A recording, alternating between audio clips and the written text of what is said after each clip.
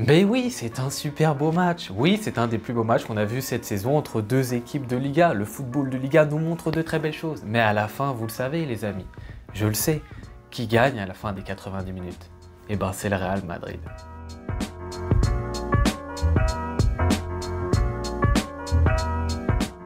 Mesdames et messieurs, 5 buts à 3 pour le Real Madrid qui se dirige en finale de la Super Coupe d'Espagne. Et la première chose à dire, je pense, c'est bravo. Bravo messieurs sur le terrain des deux côtés. Ça a été un super beau match à regarder.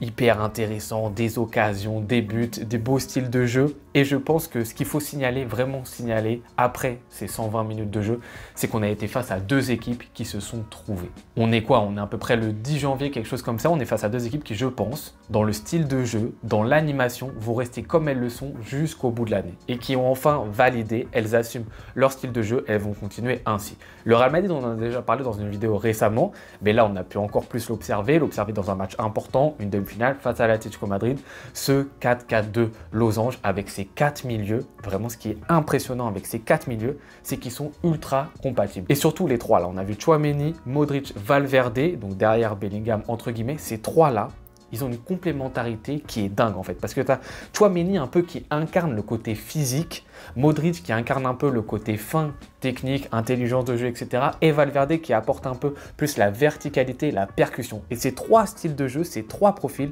ils sont hyper intéressants parce que justement, ils combinent bien ensemble et ils vont bien ensemble. En plus, les trois, ils ont un style qui peut être totalement défensif, être intéressant dans ce registre-ci et aussi être intéressant un peu plus devant dans les 30 derniers mètres. Donc, c'est super pour le Real de Madrid d'avoir trois profils dans ce milieu de terrain vraiment qui sont hyper complémentaires. Plus le petit bonus qui est quand même sympathique, qui s'appelle Monsieur Bellingham, qui lui est plus libre dans la manière dont il va défendre, même s'il défend, mais qui va être plus libre, dans son positionnement aussi offensif. Bon après, sur ce match-ci, Bellingham, je le trouve quand même en dessous. Voilà, il n'a pas fait sa meilleure partie. Si monsieur veut avoir le ballon d'or, il va falloir que dans les gros matchs, il hausse un peu son niveau parce qu'il a été un peu fantomatique sur cette partie. Mais bon, ça n'enlève rien à son niveau sur ce début de saison.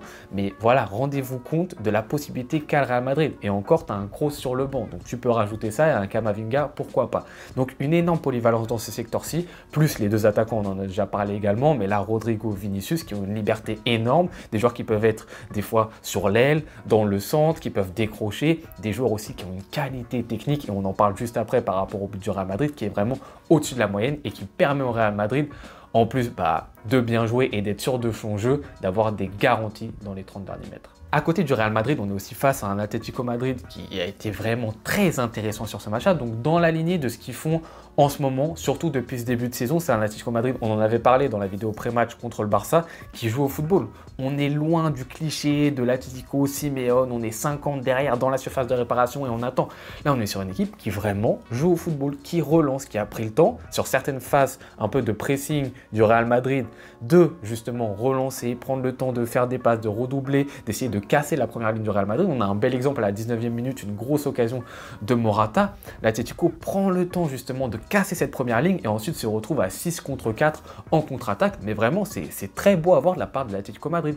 Et ils ont les joueurs pour. Tu as du Coquet à la relance, du Saúl Ñíguez, surtout du De Paul qui a fait un gros match, et Griezmann également qui vient s'incorporer pour aider. Et donc, tu arrives à proposer des solutions, des joueurs vraiment techniques et surtout très intelligents dans le positionnement. Alors, c'est pas des joueurs très vifs. Donc, moi, ce que je pense pour l'Atlético Madrid, c'est quand ils affronteront une équipe qui s'est beaucoup mieux pressée que le Real Madrid, parce que le Real Madrid, il presse, mais c'est pas la meilleure équipe d'Europe sur le pressing. Quand ils affronteront une équipe qui sera plus vive là-dedans, qui se connaîtra mieux, je pense qu'ils seront plus en difficulté parce que tu as besoin des fois d'être plus rapide. Mais là, face à ce pressing du Real Madrid, ton intelligence de jeu et ta pure technique, elles te servent à bien ressortir le ballon et vraiment c'était très beau à voir en première mi-temps, surtout ces ressorties de balles de la part de l'Atlético Madrid. Donc en plus de ces deux caractères d'équipe vraiment bien définis, un football léché, assumé de la part de ces deux équipes, on a été sur une première mi-temps, on a vu carrément quand même 4 buts aussi. Alors les deux premiers buts c'est sur des corners, le premier grosse erreur je trouve de Rodrigo défensivement, après bon c'est pas un défenseur, est-ce qu'on peut le amputer?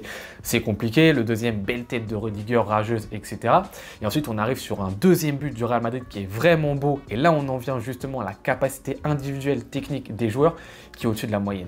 Ce but du Real Madrid, il est super beau dans sa conception, dans sa création. Et nous, typiquement, parce que je parle un peu forcément du FC Barcelone, on n'est pas capable de faire et de marquer ce type de but. Parce que si on regarde bien tout ce qui s'est passé, c'est un redoublement de contrôle, passe, déplacement hyper bien réalisé, hyper bien fait, qui demande une certaine technique que nous, nos joueurs n'ont pas. On essaye de ne pas garder le ballon trop longtemps, une touche, je passe, que nous, le Barça, on n'est pas capable de faire. Et le Real le fait sur cette occasion. Et ce qui se passe quand tu as fini de faire mumuse avec le ballon, de faire tes redoublements de passes, tu décales sur le côté droit et là, tu as 3 joueurs qui sprintent vers le but, des 3 joueurs du Real Madrid, dont Mendy, ça également, non, on l'a pas le Barça, et qui te propose directement quelque chose. Donc il y a également du super mouvement dans le bon timing de la part du Real Madrid. C'est un super beau but collectif, ce 2-1. Et ensuite, tu as le 2-2 qui intervient de la part de l'Atlético Madrid. Et là, cette fois-ci, c'est pas un super mouvement collectif, c'est un super mouvement individuel de Griezmann qui fait vraiment un très beau but qui se débarrasse de Modric. Nacho part dans le vent à cause de l'appel de Morata. Donc c'est là où on voit quand même que Nacho, peut-être dans les grands matchs, a été un petit peu plus limitant pour le Real Madrid. Et super belle frappe du droit de Monsieur Griezmann, égalisation de partout. Donc on a vraiment une super première mi-temps avec 2 grosses identités de jeu et des buts à foison. On arrive sur une deuxième mi-temps où les équipes se regardent un petit peu plus. La première mi-temps, on était, je trouve, plus sur une domination territoriale du Real Madrid. L'Atlético Madrid jouait son jeu totalement, ils l'ont assumé, ils l'ont très bien exécuté, mais dans la possession, etc., dans les phases de jeu, c'était plus Real Madrid. La deuxième mi-temps, c'est moins le cas. On est vraiment sur phase de possession Real Madrid, phase de possession Atlético, phase de possession Real, phase de possession Atlético. Vraiment, c'était baballe. Et on sentait à ce moment-là que ça allait jouer sur un exploit peut-être individuel, sur une erreur, un petit moment par-ci par-là. Il y allait avoir moins de buts qu'en seconde mi-temps. Ça allait jouer sur des petits détails. Et bah, c'est ce qui arrive parce que l'Atlético Madrid arrive à marquer le premier but, le 3-2 justement grâce à un peu à un cafouillage, etc. Alors vous me direz, vous, si vous trouvez qu'il y a faute. Moi, honnêtement, j'essaie franchement d'être le plus honnête possible. Je trouve que Morata, il se baisse, il essaie de pas toucher. Je trouve que c'est surtout une grosse erreur de Kepa sur le coup. Mais l'Atlético Madrid qui prend le lead à la 78e minute de jeu. Et là, tu te dis, bon, l'Atlético, non, c'est l'Atlético. Est-ce qu'ils vont revenir à leur nature de base? Ils vont défendre dans leur surface, ils vont tout donner. Moi, je priais juste pour ça. Je me disais, c'est bon, vous avez bien joué au football, au moins les 15 dernières minutes. Essayez de revenir à l'Atlético naturel où vous défendez à 50. Et au moment où tu te dis que ça va être compliqué pour le Real Madrid, qui n'a pas de numéro 9 sur le terrain, où tu te dis, bon, Vinicius, Rodrigo, ils ont vraiment la qualité technique pour faire la différence. Ils ont cette capacité-ci, la mobilité, la vivacité, etc. Mais peut-être que finalement, un 9 qui n'est pas présent et qui n'est pas un poids pour la charnière centrale un peu de la défense adverse, dans des gros matchs, ça peut coûter. Tu te dis ça, le Real, ça va quand même être compliqué de marquer.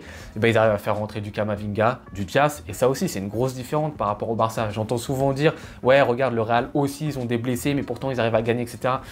Je suis désolé, mais quand tu arrives à faire rentrer Brahim Diaz, qui, je trouve, est meilleur que Rafinha cette saison, alors que c'est ton remplaçant, tu mets quelque chose sur le terrain qui est vraiment plus fort. Quand tu arrives à faire rentrer un Camavinga, c'est très haut niveau. Quand tu arrives à faire rentrer un Toni Kroos, c'est très haut niveau. Nous, on ne fait pas ces rentrées-ci, le Barça.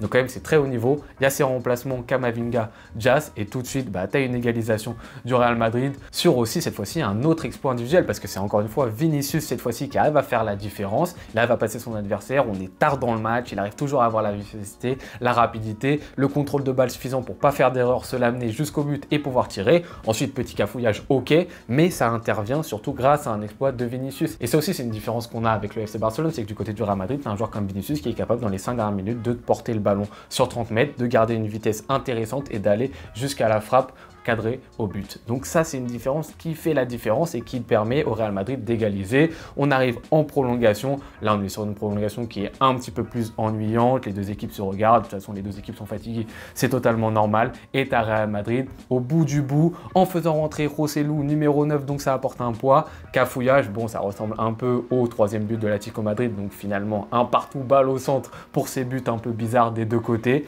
qui met ce quatrième but. Et bon, là, il reste 3 minutes, c'est fini. T'enchaînes avec ce 5e but, mais bon voilà, plus de gardiens dans les cages, c'est toujours marrant à voir, mais le match était déjà plié à ce moment-là. Mais en tout cas, je le répète, gros match très intéressant à regarder, deux équipes qui se sont trouvées, et donc ça c'est dangereux pour nous pour la suite de la saison, parce que je pense qu'elles vont faire mal, hein. Atlético à ce niveau-là, c'est toujours très intéressant, et un Real Madrid qui se rassure encore une fois, qui fait pas les meilleurs matchs, qui n'est pas l'équipe la plus spectaculaire, mais qui est efficace, et qui au moins assume sa manière de jouer, même si c'est pas la plus belle, au moins ils assument. C'était mon débrief Real Atlético. On se retrouve très bientôt pour le débrief de notre Barça, les amis. Nous, il va falloir qu'on se qualifie. On n'a pas le droit à l'erreur ce jeudi. Je vous invite à regarder la vidéo pré-match pour ceux qui ne l'ont pas encore vue. On se retrouve jeudi soir pour le débrief. Bonne journée ou bonne soirée en fonction de quand est-ce que vous regardez la vidéo.